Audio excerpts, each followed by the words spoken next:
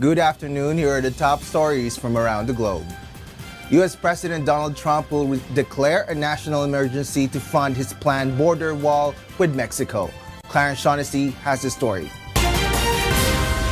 President Donald Trump will sign a border security bill to avert another government shutdown, but also declare a national emergency to obtain funds for his promised U.S.-Mexico border wall, the top Senate Republican said on Thursday, February 14.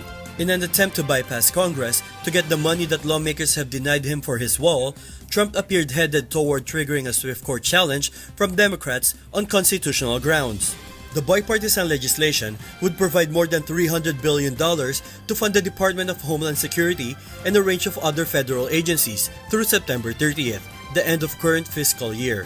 Funding is due to expire for those agencies on Friday. The Senate approved the legislation with a vote of 83-16, which does not contain the money Trump demanded for the wall, but does contain money for other border security measures.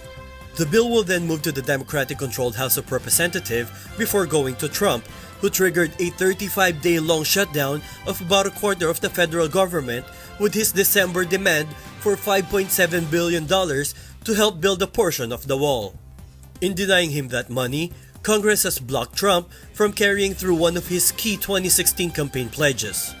The legislation would also fund the Justice Department, Commerce Department, State Department, Department of Agriculture, Internal Revenue Service, and others, covering roughly 800,000 federal workers. Failure to enact the bill would shutter many programs, from national parks maintenance and air traffic controller training programs to the collection and publication of important data from financial markets for the second time this year.